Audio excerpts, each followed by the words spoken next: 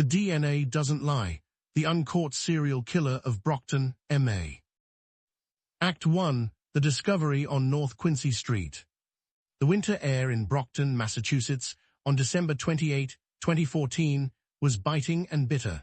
A local resident was out walking his dog along North Quincy Street, a stretch of road lined with thick, overgrown woods just behind the local VFW post. It was a secluded area, the kind of place easily ignored by passing traffic. Suddenly, the dog caught a scent, pulling its owner deep into the brush. There, hidden among the frozen leaves and bare trees, lay a nightmare. The walker stumbled upon human remains. When Massachusetts State Police and Plymouth County detectives arrived, they secured the perimeter, expecting to process a single crime scene. But as forensic investigators carefully began to examine the frozen ground, they realized the horror was doubled. They weren't looking at one body, they were looking at two. And the way they were positioned sent a chill through the investigators that had nothing to do with the winter weather. Act 2. Two lives stacked in the brush. The bodies were stacked directly on top of one another. The killer hadn't just used these woods as a dumping ground. He had returned to the exact same hidden coordinates, months apart, confident he wouldn't be caught. On top lay the remains of 20-year-old Ashley Milett. She was a young mother, described by those who loved her as sweet and full of life, but she had fallen into a vulnerable existence, battling drug addiction on the streets of Brockton. She had been missing for only a few weeks. The killer had brutally murdered, mutilated, and dismembered her body before leaving her in the brush. Beneath Ashley lay the skeletal remains of 50-year-old Linda Schufelt. Linda was a mother of 5 who had been missing since the summer, roughly 6 months earlier. Because of the timeline and the elements, Linda's cause of death could not be easily determined, but the placement of her body told the police everything they needed to know. The media immediately began to whisper about a serial killer. The public feared a conspiracy or a police cover-up, but behind closed doors, authorities didn't need to guess. They were about to get the forensic proof. Act 3. The Unbreakable genetic link. When the crime lab processed the evidence from the North Quincy Street dumping site, they isolated an unknown male DNA profile. Investigators uploaded the genetic sequence into CODIS, the National Offender Database, hoping for a name. They didn't get a name, but they got something just as explosive. The DNA hit on 3 separate, unsolved open cases in the police files. Between 2013 and early 2014, 3 different women had been violently raped and assaulted in Brockton. They had survived, but their attacker had never been caught. Now science proved it was the exact same man. This wasn't an internet rumor. It was a forensically verified serial predator who had escalated from sexual assault to serial murder. The profile of the victims was identical. He was hunting a specific, vulnerable demographic, women struggling with substance abuse and performing survival sex work along the Brockton corridors. He targeted women he believed society would not look for. One surviving victim later spoke out, recalling her terrifying encounter just weeks before the bodies were found. She described a brutal struggle, stating with absolute certainty that she only survived because she fought back with everything she had. She was the one who got away. Act 4. The case chronology, 2013, present. To understand how this predator operated, we have to look at the exact chronological timeline of his known crimes. He moved through the shadows of Brockton for nearly 2 years before anyone realized he existed.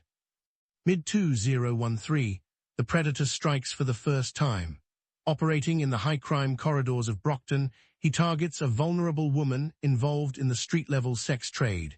He violently assaults and rapes her, but she survives. DNA evidence is collected by police, but yields no matches in the national database. Late 2013 to early 2014, the attacker strikes twice more using the exact same playbook. 2 more women are subjected to brutal, life-threatening sexual assaults. They escape with their lives, leaving behind fragments of the attacker's DNA. Brockton police realize a dangerous rapist is on the loose, but the true scope of his escalation remains hidden. Late spring 2014, the predator's behavior completely escalates from sexual violence to murder. June 2014, 50-year-old Linda Shufelt vanishes from the streets of Brockton. A mother of 5 who struggled with severe substance abuse, her sudden absence does not immediately trigger massive search efforts, giving the killer a head start.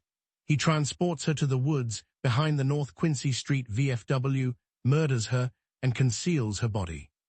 Fall 2014, the killer returns to his hunting grounds, completely emboldened by his success. December 2014, 20-year-old Ashley Milett disappears. Unlike Linda, her disappearance quickly raises alarms among her loved ones. Within weeks of her vanishing, the killer takes her to the exact same spot in the woods, brutally dismembers her body, and stacks her directly on top of Linda's hidden remains. December 28, 2014, a dog walker discovers the stacked bodies.